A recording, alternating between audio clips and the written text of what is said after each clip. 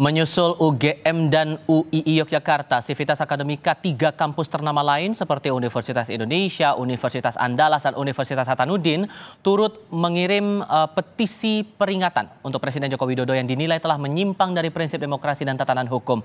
Mengapa gelombang petisi dari kalangan kampus tertuju pada Presiden kurang dari 2 pekan pelaksanaan pemilihan Presiden? Lalu bagaimana seharusnya Presiden menjawab gelombang petisi ini? Kami diskusikan bersama dengan para narasumber. Bergabung saat ini Guru Besar Universitas Indonesia Harkristuti Harkrisnowo, lalu Ketua Relawan Prabowo Mania Immanuel Ebenezer, dan pengamat politik Ikrar Nusa Bakti. Selamat sore semuanya, apa kabar?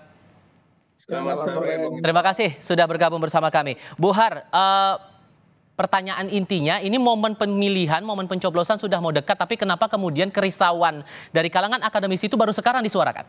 Apa momen puncaknya, Bu?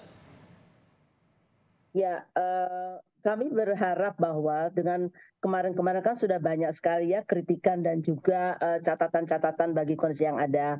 Dan kami waktu itu juga sudah melihat bahwa mahasiswa dan teman-teman dari akar rumput sudah bergerak.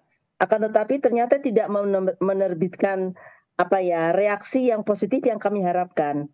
Ya, karena itu sebabnya kami merasa bahwa mungkin sudah saatnya kami yang sudah tua-tua ini, yang kita sudah over the hill ya, para guru besar, mengingatkan kembali kepada para pejabat untuk kembali kepada hati nurani, untuk kembali pada integritas, untuk kembali pada etika dan moral yang selama ini kita sanjung-sanjung di negara kita ini.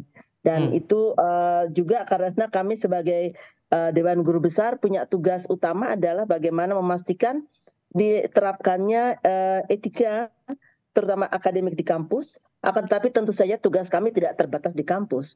Kami juga punya tugas untuk menyebarluaskan etika ini di seluruh wilayah Indonesia. Tapi contoh apa yang kemudian membuat kerisauan dari kalangan Sivitas Akademika UI ini makin memuncak sampai akhirnya baru keluar petisi itu di tadi pagi, Bu, di kampus. Tapi jawabnya nanti ya. Para narasumber juga kami harapkan tetap bersama kami. Saudara, kami masih akan lanjutkan diskusi usai jeda berikut. Hulunya tentang tatanan hukum dan juga masalah etika, Bu Har. Tapi peristiwa apa atau momen apa yang menjadi puncak keresahan akademisi sampai akhirnya keluar petisi itu pagi tadi? Sebenarnya bukan waktu ini ya, akan tetapi memang kami sudah lama merasa gundah gulana melihat kondisi yang ada. Akan tetapi memang kami di dalam guru besar itu kan selalu ada dalam rapat-rapat pleno ya, kita membicarakan apa yang mesti kita lakukan. Dan untuk membuat deklarasi ini saja tentu saja banyak sekali diskusi dan perdebatan yang terjadi. Itu sebabnya it takes time, sampai kami akhirnya sepakat it's time bahwa kita sudah mulai harus menyampaikan apa yang menurut kita perlu dilakukan di negara ini kalau kita mau masyarakat kita itu ke depannya tetap adil makmur ya, dan kemudian kita memiliki pemilu yang sungguh-sungguh menjadi impian dari kita semuanya. Karena kita selama ini sudah dikenal sebagai, di tingkat nasional dikenal sebagai satu negara yang full-fledged demokrasi. Dan ini kita raih dengan susah payah, berpuluh tahun lamanya gitu ya, dan kita mau ini tetap dipertahankan dan tidak kemudian hilang begitu saja. Dan saya berharap bahwa tentu saja Pak Noel dan Pak Ikrar sepakat dengan saya ya. Bang Noel, ini nggak cuma 1-2 kampus saja, total saya catat nih 5 kampus yang mengajukan petisi yang sama kepada Presiden Joko Widodo. Anda merasa argumentasi dari kampus-kampus ini sudah cukup kuat? Sangat bagus dan keren. Artinya apa? Di era pemerintahan Jokowi, demokrasi itu benar tumbuh dalam kampus. Kalau era Orde Baru nggak ada nih begini nih. Jadi saya sampai detik ini menghargai sikap beberapa profesor, lantas para sivitas akademik yang berani menyampaikan kritik lantas keresahannya. Karena kita tidak mau juga, misalnya kayak saya sebagai aktivis 98 yang memperjuangkan demokrasi, jangan juga demokrasi kita dibajak oleh para maling-maling. Kita tidak sepakat itu. Gitu, kita sadar betul juga itu. Kita juga punya komitmen secara moral dan politik menjaga demokrasi ke depan ini agar lebih jujur dan adil, jurdil. Jangan sampai demokrasi kita yang dulu seperti Prof tadi sampaikan ya dibajak oleh para maling-maling ini. Gitu loh. Kita sudah cukup trauma lah sebetulnya ya. Kita sudah cukup trauma, jangan sampai lah ya kemarahan rakyat nanti pada tingkat akumulasinya malah mendelegitimate pemerintahan hari ini. Tapi disebutkan bahwa tatanan hukum saat ini lihat hancur, Presiden demokrasi Jokowi lemah. Itu gimana tuh, Bang? nggak ada saya lihat demokrasi lemah dari mana. Hmm. Proses pemilu ada, kritik boleh. Saya melihat pemerintahan Jokowi masih pada on the track, tidak menyimpang dari proses demokrasi yang saya anut ya. Saya masih menghormati beliau sebagai pendukung Pak Jokowi. Walaupun ada beberapa catatan-catatan yang disampaikan oleh para ilmuwan, kemudian para profesor, dan tahapnya masih tahap yang wajar, dan respon Pak Jokowi juga bagus.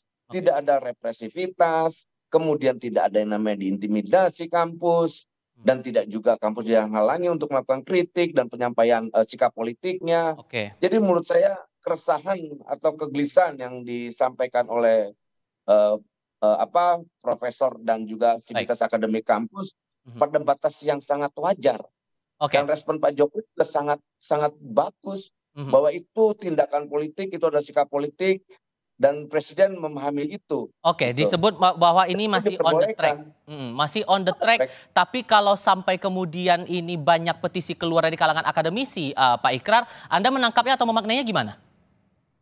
Ya, kalau saya lihat ya, apalagi keluar yang pertama kali dari Universitas Gadjah Mada ya, yang adalah alma maternya Presiden Jokowi sendiri ya, dan beliau kan juga itu mendapatkan juga misalnya suatu ajakan ya, bahwa kembalilah ke visi dari UGM ya, yang itu semuanya ada di dalam himnenya UGM ya, bahwa bahwa alumni UGM itu sebaiknya bersifat bagaimana ya. Jadi ajakan-ajakan yang buat saya itu sangat filosofis ya, dan buat saya sangat baik. Kenapa demikian? Karena itu kan jangan kemudian kita gara-gara menginginkan agar anak kita atau keluarga kita ingin menjadi calon wakil presiden ataupun calon presiden, kita lalu merekayasa konstitusi atau merekayasa juga politik ya, dan sekarang merekayasa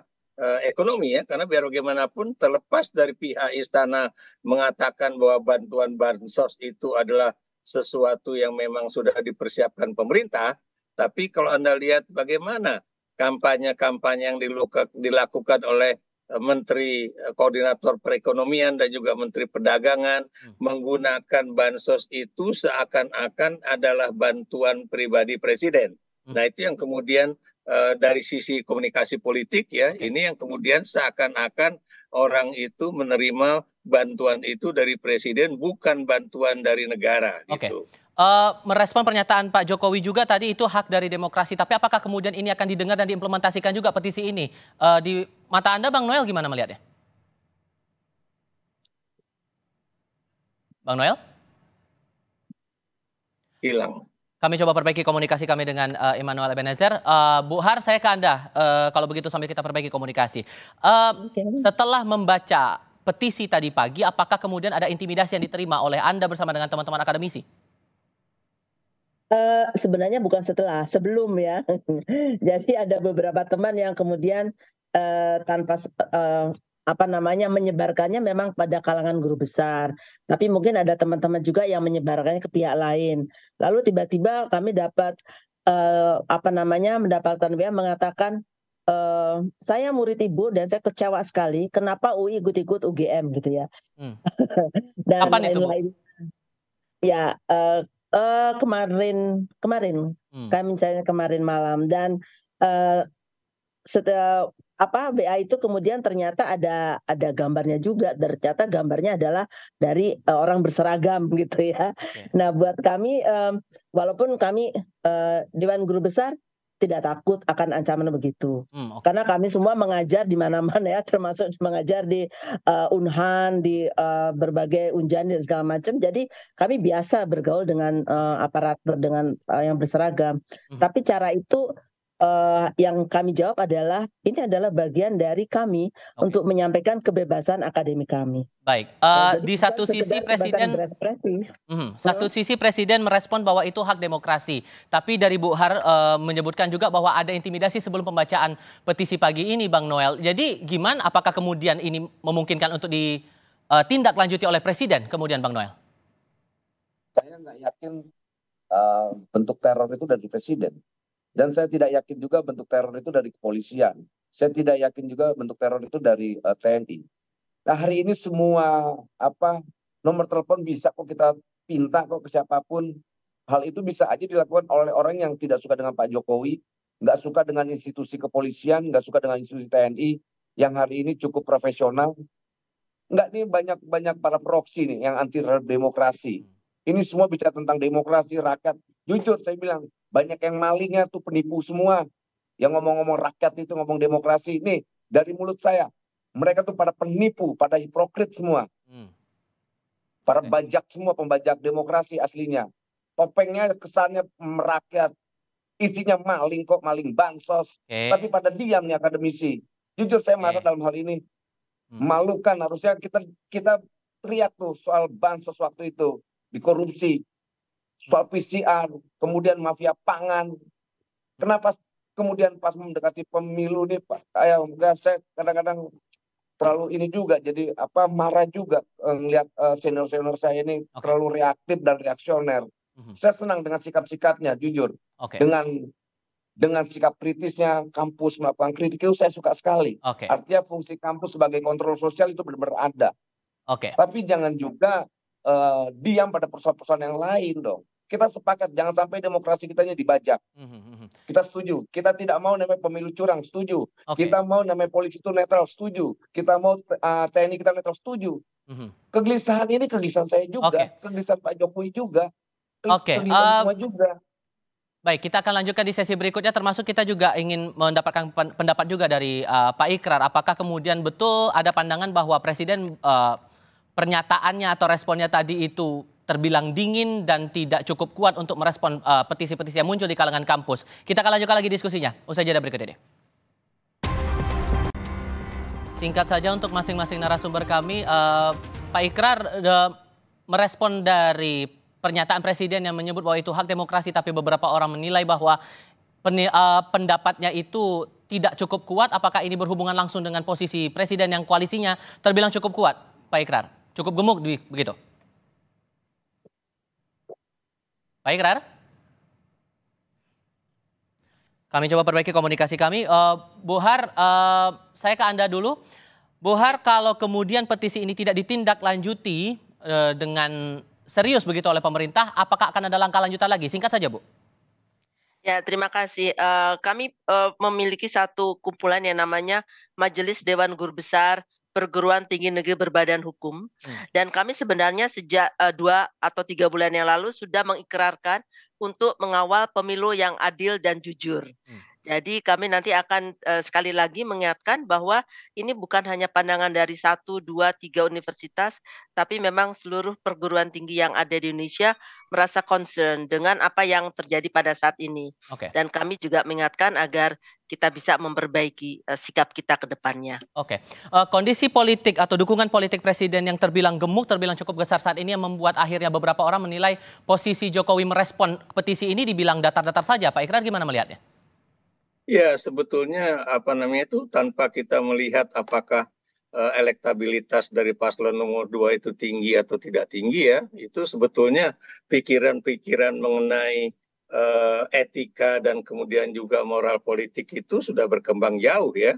Bahkan itu sejak nama Gibran masuk sebagai calon wakil presiden dan waktu itu belum didaftarkan di KPU deh. Kalau Anda masih ingat ya, tidak sedikit orang ya yang kemudian mengkritik bagaimana mungkin kemudian Mahkamah Konstitusi itu mengubah pasal yang seharusnya bukan menjadi otoritas dari Mahkamah Konstitusi karena itu kan open legal policy. Jadi sebetulnya kalau tidak ada faktor Gibran, saya yakin tidak akan ada keributan di dalam pemilu 2024 ini begitu.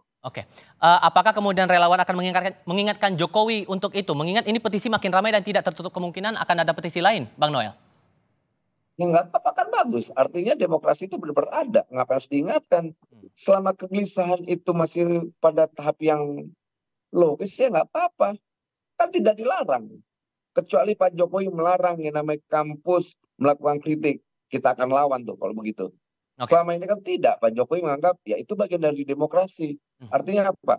Presiden Jokowi menghargai sikap politik dan pandangan demokratik para kampus dan akademisi Baik. dan sivitas akademik. Apa yang harus dikhawatirkan? Apa yang harus digelisahkan? Oke. Karena gini, saya khawatir gerakan-gerakan ini malah gerakan partisan, gitu loh. Saya khawatir itu bukan lagi gerakan moral sebagai kampus, sebagai akademik. Oke. Karena ini kan kita tahu semua mana orang ini pendukung A, pendukung B, kita tahu semua kok, Oke. gitu loh.